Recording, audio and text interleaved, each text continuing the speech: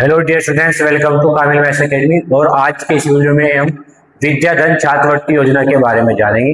विद्याधन छात्रवृत्ति योजना के तहत उन सभी स्टूडेंट्स यानी कि विद्यार्थियों की सहायता की जाती है जो पढ़ने में तो इंटेलिजेंट है यानी कि मेधावी है, लेकिन आर्थिक स्थिति अच्छी ना होने की वजह से वे बच्चे आगे नहीं बढ़ पाते हैं, अपनी आगे की पढ़ाई नहीं कर पाते हैं, जिस वजह से उनका करियर और फ्यूचर दोनों ही नहीं बन पाते। जो वे अपनी लाइफ में कुछ करना चाहते हैं लेकिन कुछ कर नहीं पाते अपनी आर्थिक स्थिति खराब होने की वजह से। तो इन बच्चों की इन आर्थिक स्थिति को ध्यान में रखते हुए विद्याधन छात्रवृत्ति योजना चलाई गई है। तो देखिए, विद्याधन छात्रवृत्ति योजना के तहत कितनी राशि दी जाती है और इसके लिए कैसे आपको अप्लाई करना है, इसमें क्या क्या डॉक्यूमेंट्स लेंगे, इन सभी बातों के बारे में जानेंगे। तो आइए शुरू करते हैं फिर आज की इस वीडियो।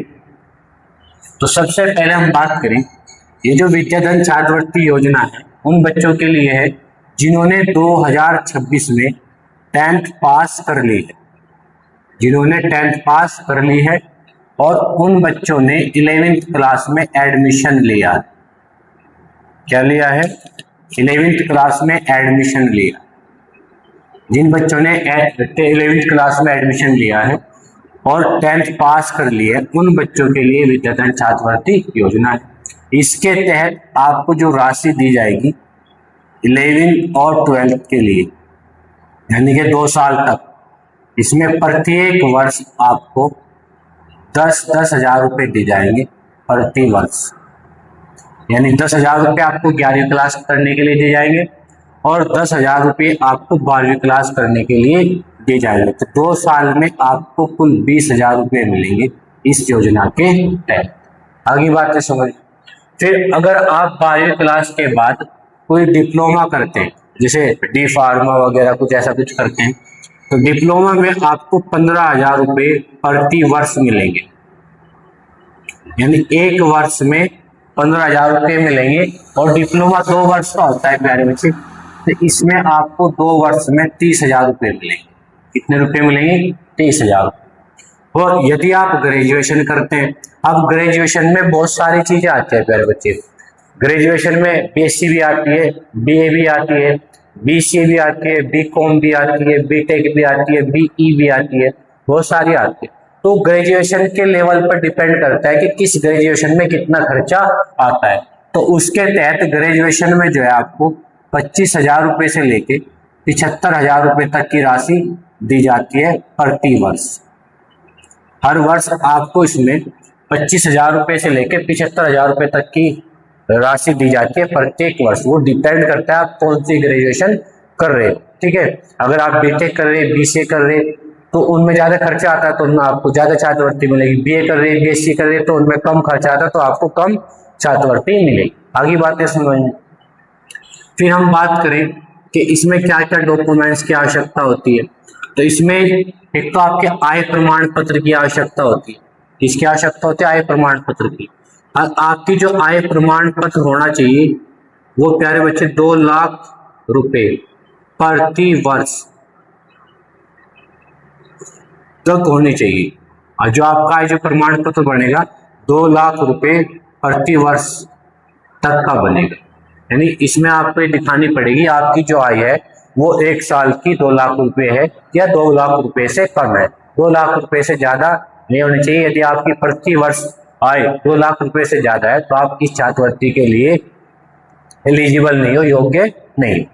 फिर इसमें और क्या डॉक्यूमेंट्स लेंगे? इसमें आपका फोटो चाहिए, इसमें आपका आधार कार्ड चाहिएगा, इसमें आपकी 10th की मार्कशीट चाहिए,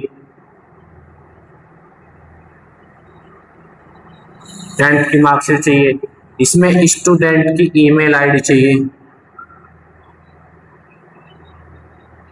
स्टूडेंट की ईमेल आईडी नहीं, किसी के पास ईमेल आईडी नहीं है तो बना लेना। तो इतने डॉक्यूमेंट्स की आवश्यकता पड़ेगी। इसमें आपका आय प्रमाण पत्र लगेगा, आपके पापा का फोटो, आधार कार्ड, 10th की मार्कशीट और बैंक की पासबुक, जिसमें आपके अकाउंट में क्या आएंगे? पैसा आएंगे, बैंक की पासबुक।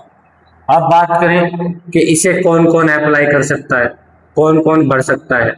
तो हम बात करें सभी राज्य के बच्चे, सभी राज्य के बच्चे यानी कि स्टूडेंट्स, आप किसी भी राज्य के हों, बस भारत के नागरिक होने चाहिए।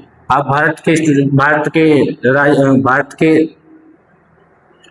इसमें सभी राज्य के स्टूडेंट्स अप्लाई कर सकते हैं, यानी कि आप भारत के नागरिक होने चाहिए। दूसरा क्या है प्यारे बच्चे कि इसमें वे सभी बच्चे अप्लाई कर सकते हैं जिनके कक्षा 10 में 75% अंक आए। कितने अंक आए हों? 75%। अगर आपके 75% से कम नंबर हैं तो आप इसके लिए एलिजिबल नहीं है, आपको ये छात्रवृत्ति नहीं दी जाएगी। आपकी परसेंटेज कम से कम 75% होनी चाहिए। दूसरा, अगर आप दिव्यांग हैं, दिव्यांग के लिए परसेंटेज जो है वो 65% है। 65% कम से कम 65% होनी चाहिए दिव्यांग स्टूडेंटों के लिए, यानी कि जो हैंडीकैप होते हैं उनके लिए परसेंटेज कितनी है? कम से कम 65%। अगर 65% से कम है तो वे भी इसका फॉर्म नहीं भर सकते। आगे बातें समझ में, तो कौन कौन भर सकता है ये आपने जान लिया। जिनकी 10th क्लास में 75% हो, जो किसी भी बोर्ड के हो, चाहे यूपी बोर्ड हो, चाहे सीबीएसई बोर्ड हो, बिहार बोर्ड हो, राज्य बोर्ड, कोई भी बोर्ड हो, किसी बोर्ड का हो, बस 10th क्लास में कितना होना चाहिए? कम से कम 75%। और अगर वो दिव्यांग है, हैंडीकैप है, तो कितना होना चाहिए? 65% अंक होने चाहिए। बाकी बात तो समझ में। दूसरा मैं आपको बता देता हूं, इस फॉर्म की जो लास्ट डेट है,